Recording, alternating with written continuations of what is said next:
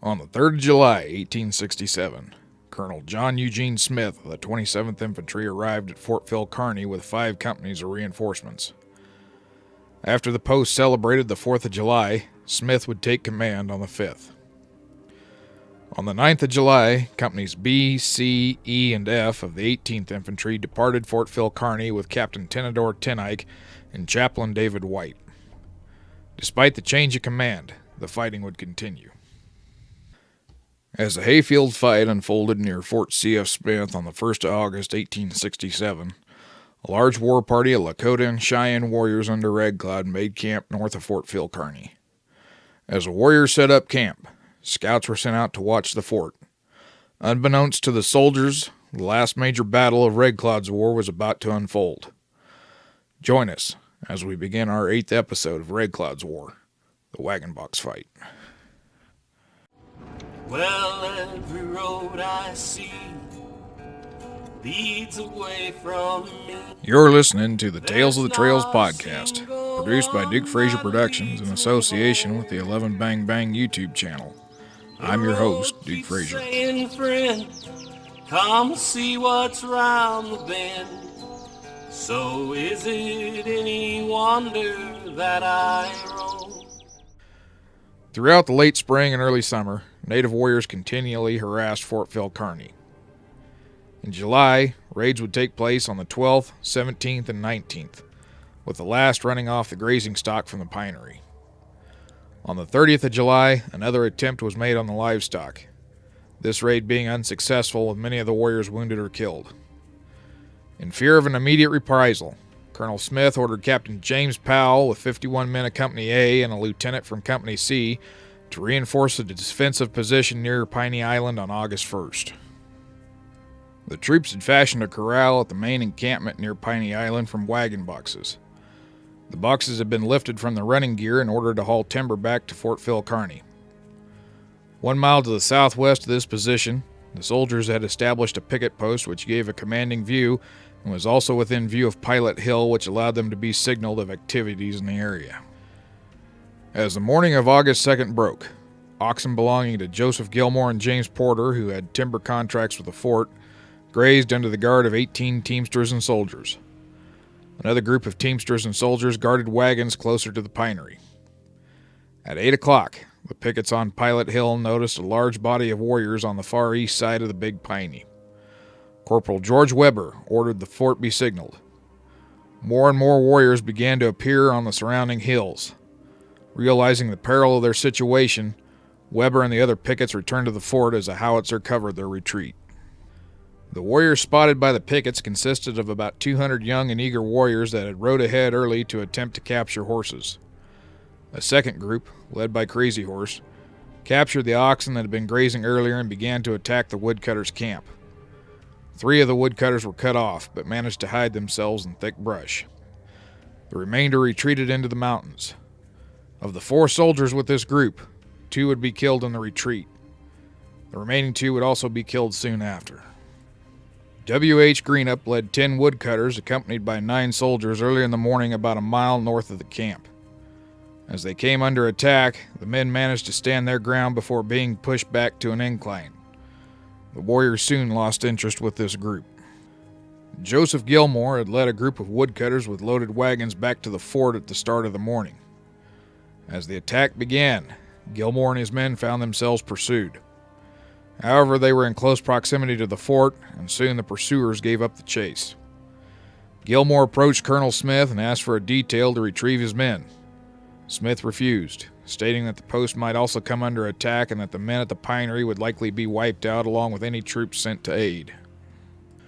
As Samuel Gibson, the acting corporal of the day, received word of the woodcutters and soldiers being chased into Piney Canyon, Private John Garrett yelled Indians.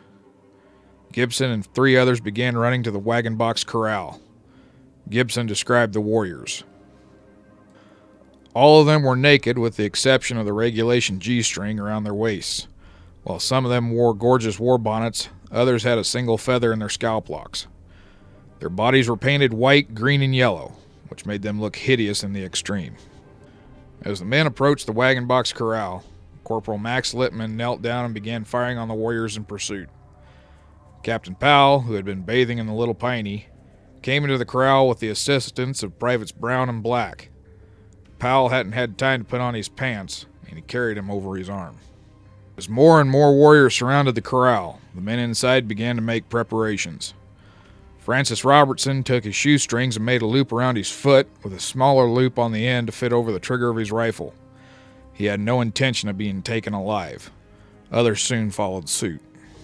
The wagon boxes that formed the corral were placed in an oval shape measuring roughly 70 by 30 feet.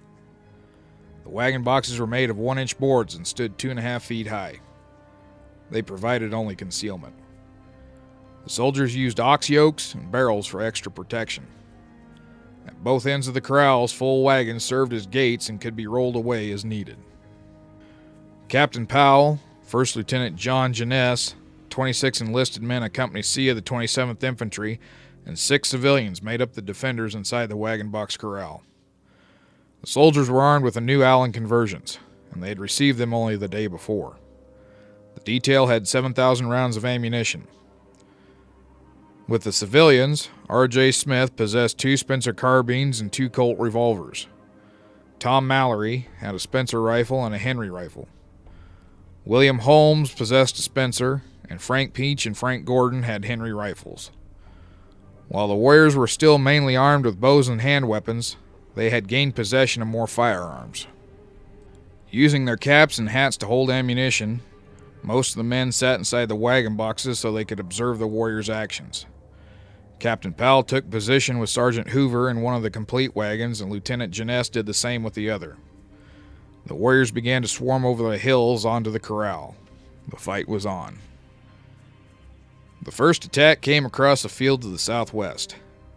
A scattered line of warriors charged the corral with the intent to cause the soldiers to fire their weapons so that the tightly formed second line could overwhelm them while the soldiers reloaded. It was a tactic that had proven successful many times. As the first line approached the corral, the soldiers fired their guns.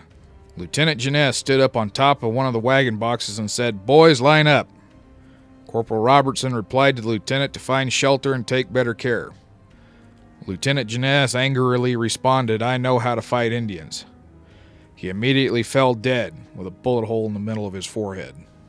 The second line rushed in to finish the soldiers off, but again were met by another volley. They continued the charge as a third volley tore through their ranks.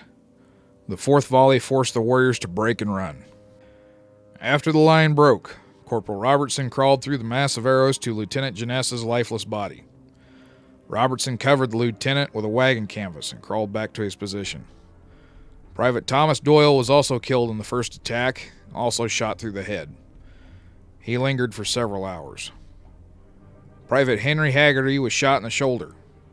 Haggerty kept his wound secret so as not to demoralize his fellow troopers. He continued to fight for several more hours until a warrior concealed along the north ridge shot him through the head. A second charge was attempted from the east. Young Duck led the charge, but was killed by the soldiers. His friends tried to retrieve his body, but were not successful. The warriors at first thought there must be more soldiers inside the corral than they had previously believed, but soon it became apparent that they had new weapons. Red Cloud would later refer to them as the much-talked guns. The Lakota warrior Fire Thunder gave an account of his experience. They were lying behind the boxes, and they shot faster than they ever had before. We thought it was some new medicine of great power that they had, for they shot it so fast it was like tearing a blanket. We left our horses in a gulch and charged on foot, but it was like green grass withering in a fire. Soon we picked up our wounded and went away. It was bad. Samuel Gibson would later state that he was a bit frightened when the arrows and bullets began to fill the air. As he was reciting the Lord's Prayer, he was hit on the head. The man next to him had tapped him with his rifle and instructed him to quit praying and shoot. As the afternoon progressed, the warriors continued to make several charges. The warriors would dismount and charge on foot. Smoke from the black powder filled the air, creating some level of confusion for the troops. The warriors had also fired pitch arrows into the corral, lighting the manure and hay on fire. Coupled with the heat, the soldiers soon became desperate for water. Several soldiers attempted to retrieve water from dirty kettles outside the corral, and what water was collected was distributed amongst the men. Despite the fierce resistance, the warriors continued to shower the corral with guns and bows. Some charged around the corral, hanging off the side of their mounts and firing arrows from under the animals' necks. A Miniconjou warrior named To Sting Like a Wasp approached the corral and called out the soldiers to come out and fight. He would jump in the air, firing his bow as he did. Several soldiers fired at him, and on his final jump he fell to the ground. He was so close to the corral that his fellow warriors could not recover him. The final charge of several hundred warriors came from the west. Warriors on foot in a V formation, led by Red Cloud's nephew Lone Man, charged the corral. Max Lippman stated the first charge was close to 300 warriors, followed by 800 more. Samuel Gibson stated that the warriors drew so close that the heavy bullets of their rifles would take out 2 or 3 warriors at a time. Lone Man would be killed so close to the corral that his body would not be recovered. 200 mounted warriors appeared on a hilltop and began to charge the corral. As they began their charge, a sudden shell burst stopped their advance. Major Benjamin Franklin Smith and 2 companies with a howitzer had been sent to relieve the besieged men in the wagon box corral. Smith's column reached the corral about 4 in the afternoon. The defenders were nearly used up, and William Murphy wrote that they were a hard lot to look at. As Smith reached the corral, the woodcutters and soldiers that had hidden away in the morning began to appear unharmed. As the men began to examine the battlefield, Max Lippman discovered 59 bullet holes and arrows within a foot of his head. The bodies of 5 warriors near the corral, unable to be recovered during the battle. During the night, the warriors snuck in and retrieved their fallen comrades. Lieutenant John Jeunesse and Privates Thomas Doyle, Henry Haggerty, Horace Kittredge, Herman Lang, George Haynes, and Herman Song were buried the following day at Fort Phil Kearny. Captain Powell would report that 60 warriors had been killed and 120 wounded. On the 6th of August, 2 companies totaling 150 men and a howitzer returned to the pinery and built a new corral, this time digging a trench and piling the dirt against the wagon boxes. The soldiers would call this structure Dreadnought. It would be replaced a month later by a blockhouse. What had seemed like a sure victory for Red Cloud turned into a defeat. The new arms and a defensive position had made the difference and prevented another Fetterman disaster. Red Cloud's warriors would return to smaller raids throughout the rest of the summer. In Washington, it was becoming apparent that Red Cloud's war was becoming a great expense the government could not afford. A peace commission was soon formed, and word was to be sent to the tribes that the peace commissioners wanted to meet at Fort Laramie. Next time on Tales of the Trails. Fighting continues through the rest of 1867 as peace commissioners attempt to bring an end to the fighting.